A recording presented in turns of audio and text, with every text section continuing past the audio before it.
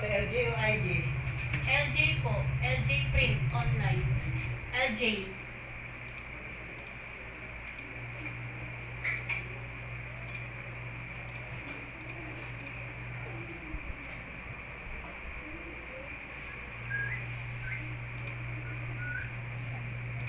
Nakikita ba guys? Okay, this is continuation of our subject matter here in the CRIM 6 or Dispute Resolution and Crisis Incident Management.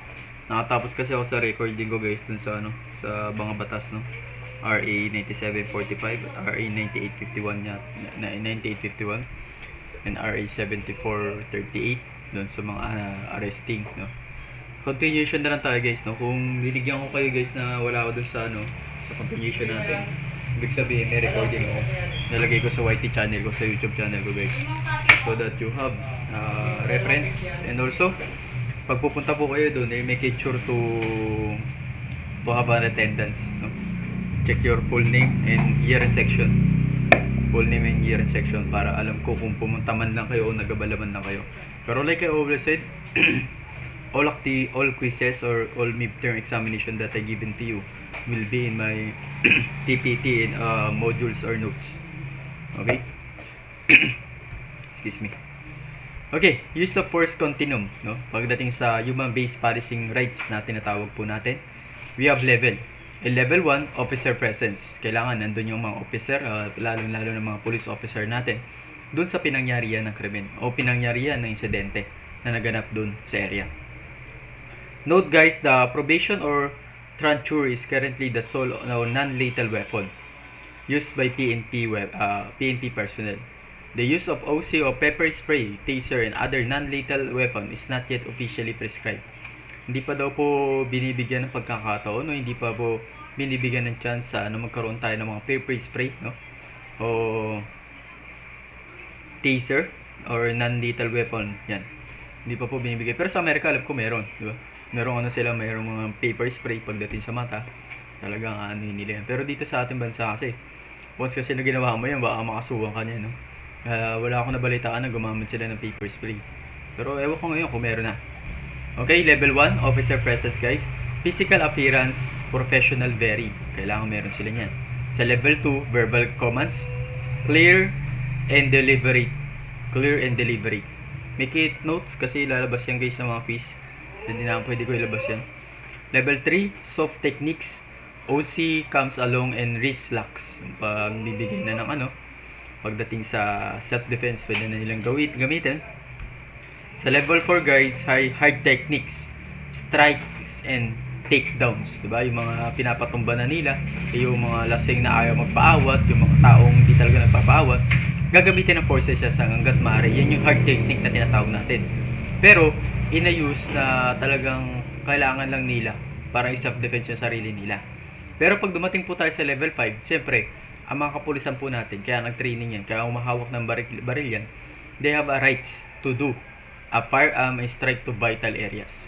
Ibig sabihin po, kapag nanlaban o lumaban ang kriminal o suspect dun sa isang kaso, pwede po nilang gamitan ng deadly forces na tinatawag natin. Pwede nilang gamitin ang kanilang mga natutunan sa kanilang training, lalo-lalo na mga martial arts na tinatawag natin, pwede na nilang gamitin yung deadly force natin.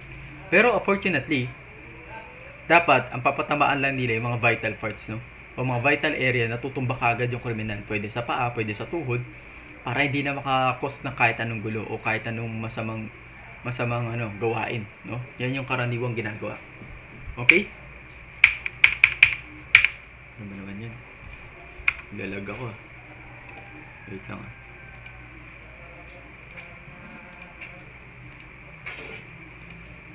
Hindi tama ko ng cellphone Wala po. Mali yata email na nilagay niya. Alam niya, nakita ko nga yung email na. Mahina ito signal mo kuya. We have number 3 guys is professional competence and courteous service. A professional exhibit a high standard of work, ethics, behavior, and attitudes. Dito sa professional ay completed standard words. Yan. Pinapakita po ng ating kapulisan yung tinatawag natin yung mga standard in terms of professionalism. Napakitan nila yan yung mga ethics, Meron nga silang police ethics no? Meron din silang human behavior also sa subject matter natin, tapos yung attitude. Ipapakita po nila dapat sa mga mamayang Pilipino o sa citizen na naninirahan dito sa atin ay yung good attitudes, no? Yung professional acts na dapat na lagi nilang ipakita. Hindi yung parang bastos, no? Parang higher authority sila, no? Pero dapat hindi ganun, guys. Kasi kapag ganun kayo, pagdating ng panahon, sigurado mapapaaga kayo. Kasi mas marami kayong kaaway niyan. Sigurado yan, guys, no? Ngayon, ang mga kapulisan natin, talagang hindi na sila ganun kaano. Pero mini-maintain pa rin nila yung tinatawag natin na na nandun pa rin yung authority na tinatawag natin. Pero in a good way, na hindi sila mapapasama. Di ba? High degree of practical knowledge, yung nabalitaan nyo ba yun sa yung may checkpoint yata yun sa Pasay. Nag-checkpoint sila, tapos police lieutenant yun na gano'n. Hindi niya alam, binibidyoan niya sa Tapos ang pangit ng feedback niya pagdating sa mga tanong ng mga citizen, no? Ang mahirap kasi, guys, tandaan nyo, ang mga mamamayang Pilipino nagpapasahod sa mga gobyerno o sa mga PNP personnel, law enforcement officer, citizen po. Lahat po tayong tao na namubuhay dito sa Pilipinas, ang siya nagbabayad pagdating dun sa mga pasahod, no? Mga buwis na tinatawag natin. Okay? High degree of practical knowledge about laws and ordinance, police policies, and regulation and police operational procedures. Dito sa high degree, pagdating po dito sa atin, sa mga police natin, kaya nga 'di ba nag-aaral kayo ng 4 years, tapos nag-board exam kayo, nag-training kayo, nagkaroon kayo ng knowledge, enough knowledge, practicals, law and ordinance sa police policies and regulation. Yan na po, pumasok na po dyan yung tinatawag natin high degree of practical knowledge. Ibig sabihin, hindi lang nyo alam, kundi alam nyo yung mga panuntunan regarding dun sa mga effect kapag kayo ay may mga nagawang mga kasalanan. You need to have a professional, no? In a good way na hindi kayo makaka-apekto ng ibang tao. In a good way kung alam nyo yung mga batas. No? Kasi pag advantage kasi ng isang criminology student, guys, you have a little knowledge, no? Hindi ko naman sinabing big knowledge, but a little knowledge. Kasi pinag-aralan natin yung mga batas na yan, di ba? Pinag-aralan natin kung ano ba yung mga basic knowledge na kailangan nating malaman regarding sa mga batas, no? Kasi kapag alam niyo yung mga batas, guys, hindi kayo mabubutasan basta-basta. Alam niyo kung paano i-handle yung situation. Alam niyo kung paano kayo mag-exile. No? Alam niyo kung paano niyo papaandarin yung sistema na tinatawag natin. Kasi kapag hindi niyo alam yung batas at may nalabag kayo, hindi niyo pala nawala yan, that could be a dangerous to you na matanggal sa serbisyo. That could be a reason to you na mawala yung mga pinaghirapan mo, no? Tandaan nyo, 4 na taon, tapos 1 taon nag-review kayo, 5 taon. Also, tapos isang iglap lang, naubos ka agad, wala ka agad yung pinaghirapan nyo. That's the result of the individual na hindi inisip yung mga possible na mangyari. Ganun ba ang gusto nyo mangyari? Kaya make it sure to yourself na kapag nandun na kayo sa serbisyo, alamin nyo kung saan ba yung dapat yung alamin. Hindi yung magsiga-sigaan kayo porkit ano na kayo. No, meron mga ganun kasi, no? Tandaan nyo, guys, social media o gadget is very powerful weapon in terms of the modern era na po tayo. Sa modern era na po tayo. Videoan lang kayo o may nagawa kayong hindi kaganda, kaanais-nais, that could be a reason to have a demerits to you. Diba, may merits at demerits tayo. Ang merits natin, yun yung positive impact natin. Yung demerits po natin, yun yung mga mababawas na sa inyo, no? Babawasan na kayo ng puntos. Always remember, they have a performance evaluation in terms of a PNP personnel. Not only PNP personnel, but a whole organization in the law enforcement agency. They have a performance evaluation. If you do not pass the performance evaluation, twice a year po yung ginaganap. If you do not pass the performance evaluation, that's the reason why the police officer of a law enforcement officer could be dismissal in the service. No? Depende po sa mga organization na pinasukan. Okay? Next is, wait lang. No, wala kasi mga ano ko eh.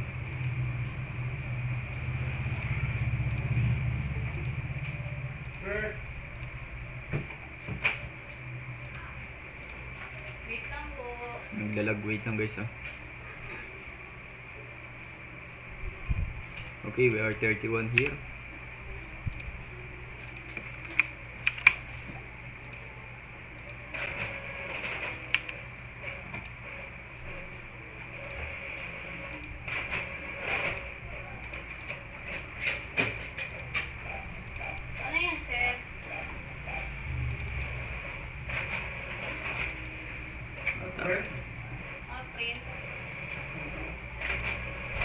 Nandito pa rin tayo guys sa professional competence and courtesy service. Nakita naman guys, courteous service. Nakikita ba?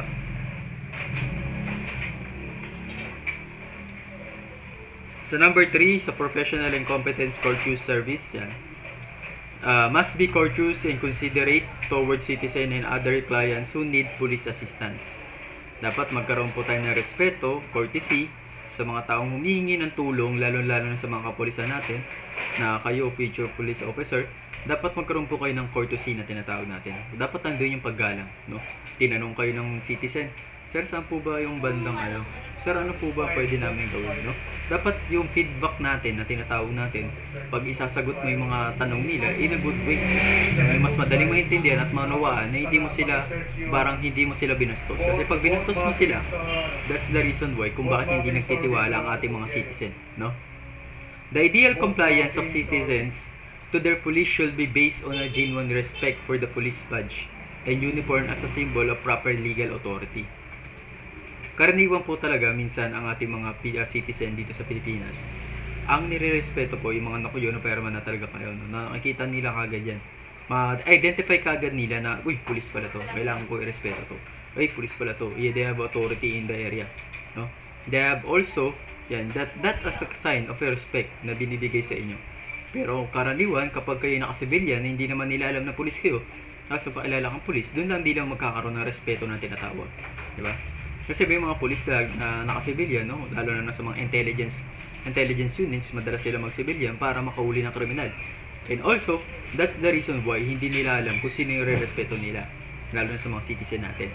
But in order to, a symbol po kasi ng respeto para sa mga citizen, ordinary citizen natin, kapag naka-uniforme kayo, no? Mas matindi yung pagrespeto nila sa inyo. Okay? Ang dalag ng puting yun ito. Wait lang.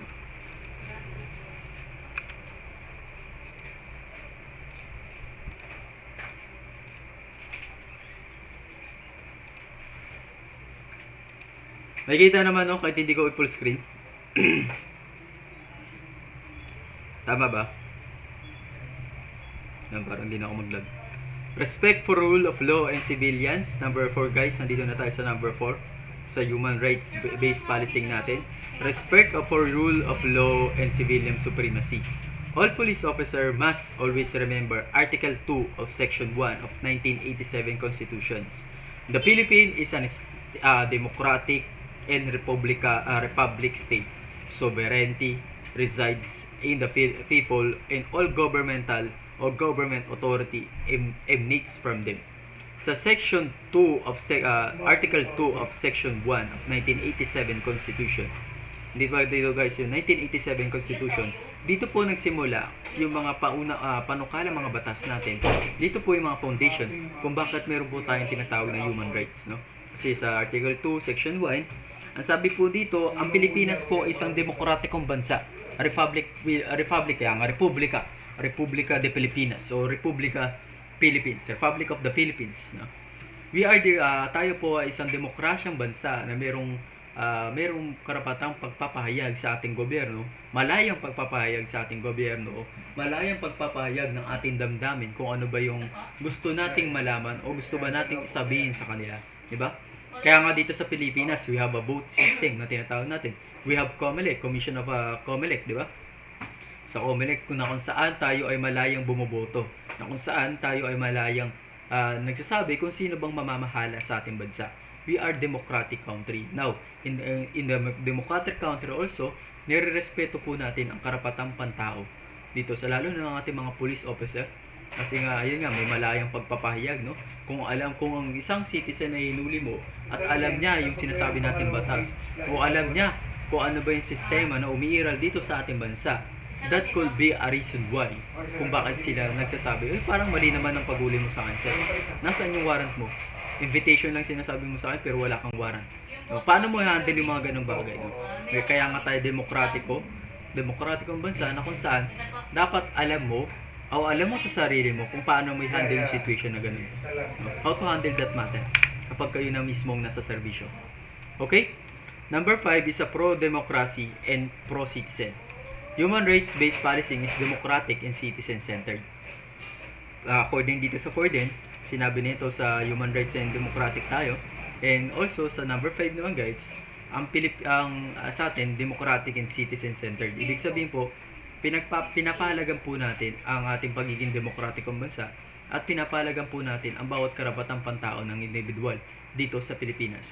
No? Hindi katulad kasi sa ibang bansa guys, there's a time na talaga mas mataas ang batas kaysa sa karapatang pantao ng mga citizen natin. No? In communist country like North Korea o China, they have mas sinusunod po talaga yung mas nakakataas, no? O mas sinusunod po nila yung kanilang panuntunan o batas. No, hindi po nila pinapahalagan minsan ang mga buhay ng tao o citizen. No? Mas malaga pa rin kung ano ba yung nilabag mong batas. No? Okay, we have 3 levels of the human rights obligations of the PNP. To respect human rights means refraining from interfering with the enjoyment of people's rights. No? Pag sinabi po natin to respect human rights, napakasimple lang. No? Igalang mo ang pangkarapatang pantao ng bawat individual o bawat citizen na nabubuhay dito sa Pilipinas. Igalang mo, alamin mo kung saan ba yung limitation mo bilang isang police officer o law enforcement authority na meron kang otoridad na paano mo ba silang i-handle, no? Alamin mo rin kasi guys kung paano ba yung karapatang pantao, no? Mga basic rights na dapat alam mo sa sarili mo kasi pinag-aralan mo din, no? Dapat i-adapt mo rin kung paano ba i-handle yun. Okay. Number 2 is to protect human rights also. Yan na naman. Means to implement laws that provides to respect. Ibig sabihin, respeto mo ang karapatan. Sa protect naman, protektahan mo yung karapatan ng bawat individual dito. Means to implement the laws that provide equal protection to all persons from human rights violation by state authorities or by non-state actors. Ibig sabihin po dito, protect. Ibig sabihin, hindi ka po mamimili kung sino ba yung taong poprotektahan mo. Ang ibig kong sabihin ay dapat lahat po equal ang pagprotekta mo sa bawat tao. Kasi kapag namimili tayo guys ng ating poprotektahan, ibig sabihin niyan guys, a-action ka lang pala, no? Kung sino lang yung dapat mong protektahan. Pag may magandang babae, no? Protektahan ko to, baka magasgasan yung legs na yun to. Ganun ba tayo? Diba? Hindi naman dapat. You need to be familiarized, you need to have a foundation to yourself kung ano ba yung mga respeto na tinatawag natin o sino ba yung mga taong poprotektahan talaga natin. Okay? To fulfill human rights, guys, refers to an act of establishing institution and implementing system, mechanism or procedures that enable people to claim and enjoy their rights. Guys, kapag sa midterm o sa mga quiz natin dito lang din naman ako magbabase. Check it na lang doon sa aking YouTube channel also kung sa mga bagay na hindi nyo naintindihan kasi mga lutang pa yung mga isip nyo, no? Pwede nyo i-check yan guys. Tapos ang mangyari, palagay po yung full name at section nyo, year and section, para alam ko kung pumunta man lang kayo o nag-abala man lang kayo, diba? Yan, so to fulfill human rights, kasi guys, minomonitor ko yan, tinitingnan ko talaga yan. To fulfill human rights refers to an act yan.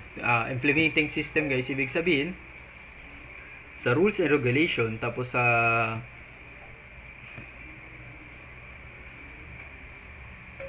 yan, yung rules and regulation o policies that we implement, police officer implement in our country, no? Dapat yun, i-claim nila, dapat may enjoy dapat ng mga bawat tao dito sa Pilipinas guys, yung mga karapatan nila. Hindi yung parang may kulang, nakukulangan sila. Kasi pag nakulangan sila guys, that considered na hindi pala tama o merong kulang dun pagdating sa sistema na tinatawag natin. Okay. Principle of Human Rights, PANTER guys. An acronym or mnemonic. Doon na lang tayo sa mnemonic para mas mabilis, no? Participation, accountability, non-discrimination, transparency, human dignity, empowerment, rule of law. Yan yung mga acronym guys. Originated, developed by PANTER, P-A-N-T-H-E-R. PANTER guys. Pag naalala nyo si PANTER, it considered na pwedeng lumabas sa midterm natin yan. Tanong ko lang, what is PANTER? Dapat alam nyo. Originally developed by the United Nations Foods Agriculture Organization. Dinevelop po ito ni FAO, the Food and Agriculture Organization. Okay? Participation, guys. What is participation? About the active involvement of the people in the public planning and decision making. Police community relations, no? Guys, yung participation, active decision making of the public interest also. Ibig sabihin niyan, guys, sa PCR, 'di ba? Meron tayong PCR na tinatawag na police community relation.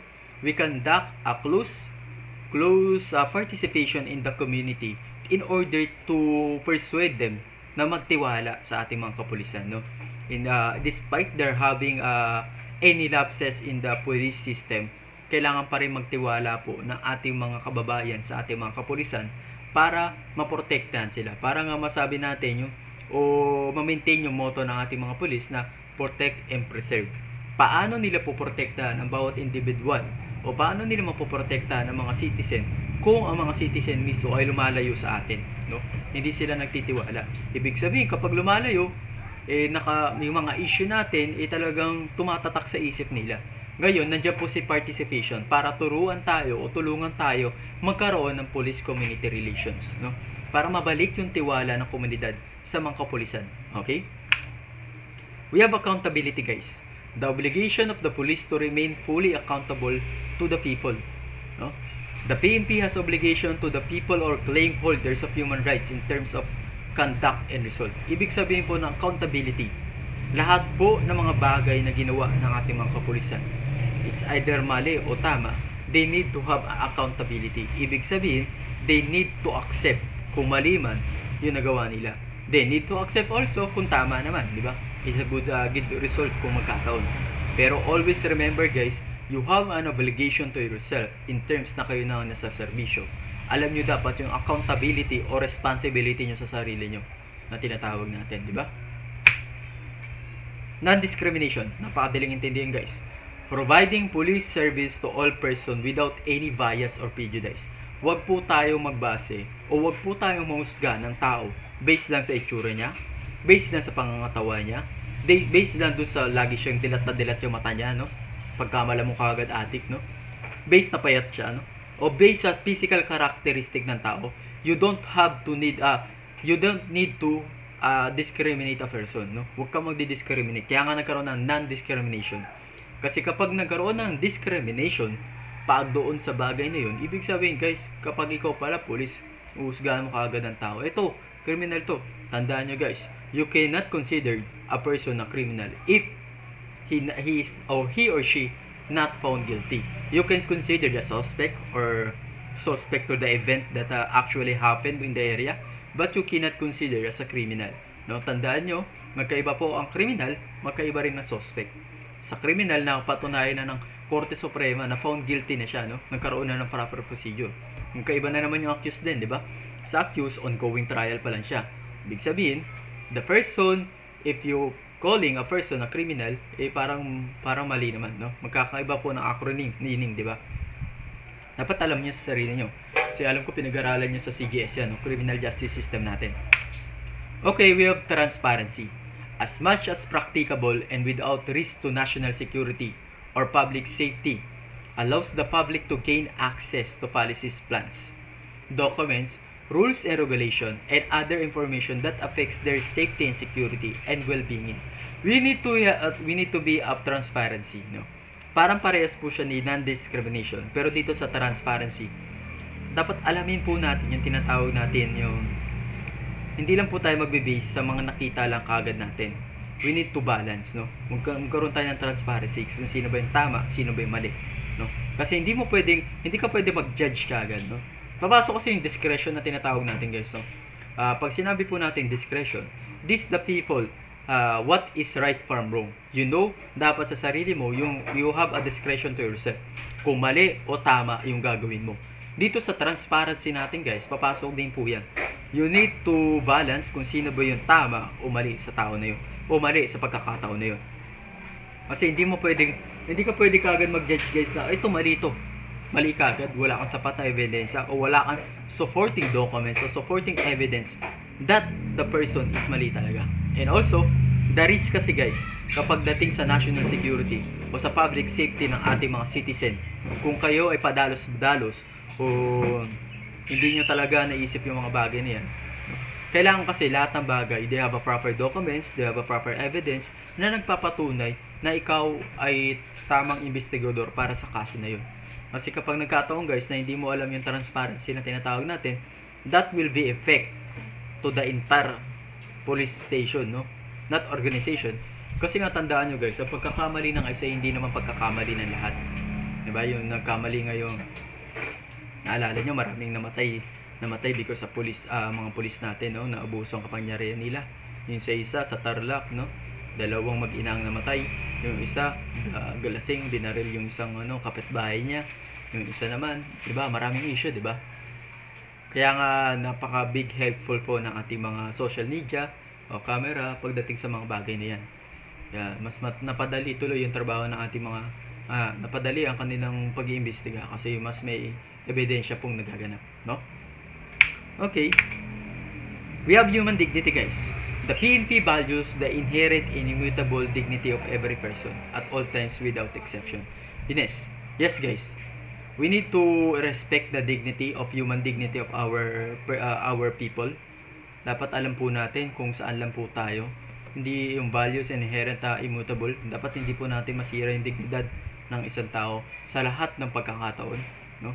Wala pong exception. Mayaman, mahirap, dapat alam mo kung paano irespeto yung dignidad na tinatawag natin, no? Kasi pag minsan kung naabuso natin guys, that's the result na hindi po nagtitiwala ang ating mga kababayan o ating mga citizens sa inyo.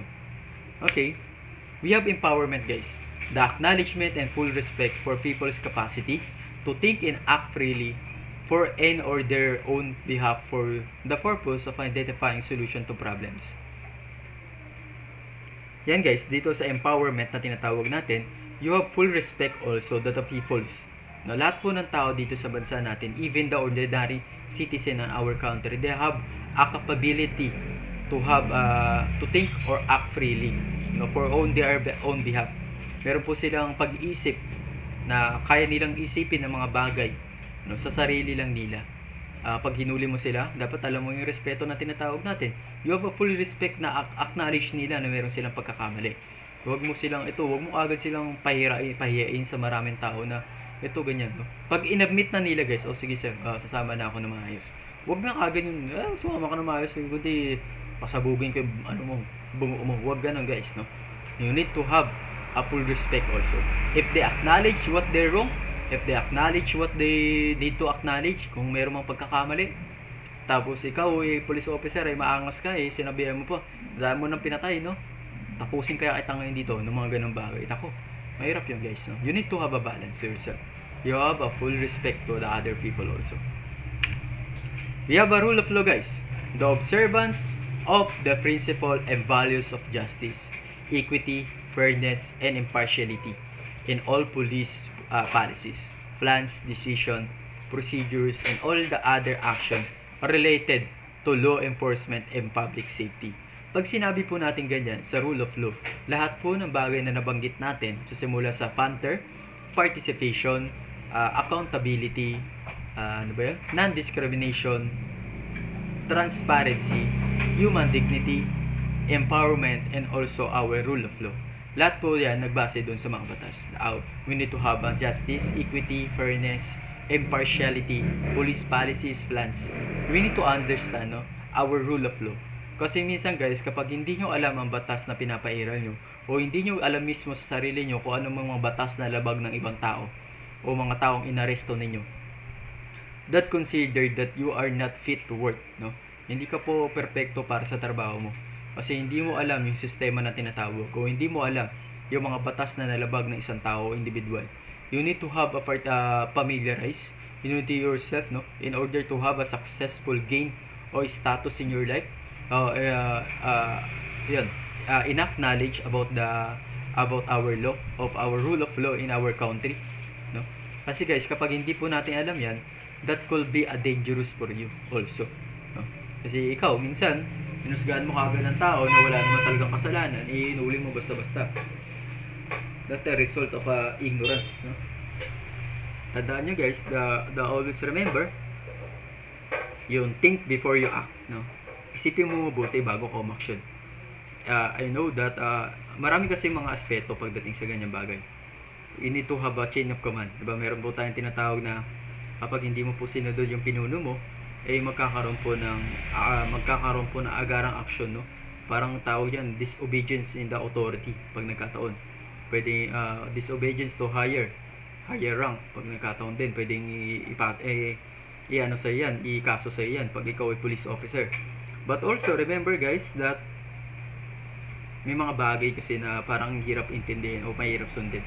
For example guys, doon sa kasagsagan po ng pandemya, kasagsagan po ng COVID-19, they have encounter retired corporal of Armed Forces of the Philippines in the Philippine Army specifically na nagkaroon po ng issue, 'di ba, namatay po yung doon, yung sundalo doon, no? Sabi, according to the research or according to the investigation conducted by the National Bureau of Investigation, he have a insane personality. Meron po siyang sakit sa pag-iisip. And also, according to National NBI guys, nagkaroon po ng tanim ng baril doon, di ba? Ang malala kasi doon guys, merong 4 o 5 trainee, no? Gagraduate pa lang po ng pulis yun, no? Yung nakapasok pa lang, nandun na po sila sa field training program nila, sa FTP nila. Nandun pa lang sila guys, natanggal na sila sa serbisyo, no? Ayun yung masakit doon guys, no? Kakasimula pa lang nila, natanggal na sila. Ayun yung masakit. Kasi sinunod po nila yung officer nila during that time. Talagang sumugod sila lahat doon, no? 1 versus 6 ang nangyari doon. Tapos ang nangyari, kinuha ng bag ng mataas na sargento kasi yun, kinuha niya tapos itinabo niya, no? Ayun ang mahirap, no? Nagsisimula pa lang sa serbisyo pero nakasuhan ka na kagad. Yan ang mahirap pagdating sa guys. Kaya yung iba mas pinipili, yung iba, yung mga graduate din ng CRE, may pinipili din yung it's either BFP, BJMP, BU4, no? It's either yun. Kung gusto niya sa serbisyo talaga, kung gusto niya talaga na maging police, no matter what problem, you can face it. Basta ayusin niyo lang yung sarili niyo. And ayusin niyo kung saan ba kayo nagsimula, di ba? Kung ano ba yung mga pinaghirapan niyo.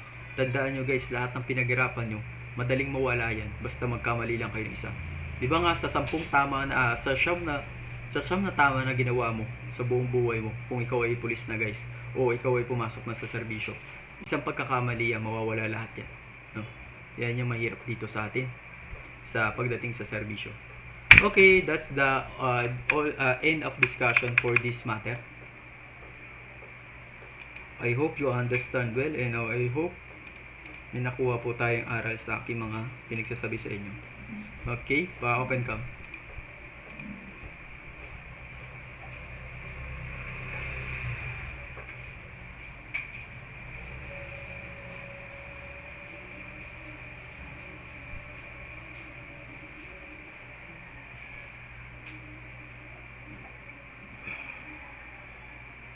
Take note nyo guys yung mga nabanggit ko dun, no? Kasi lalabas din yan sa quiz nyo sa Friday, no? Tama? Ay yung asynchronous class. Okay, yun lang muna sa ngayon. Maraming salamat sa pakikinig nyo at magkita-kita tayo mamaya dun sa ating CDIN 5. Maraming salamat. Bye-bye.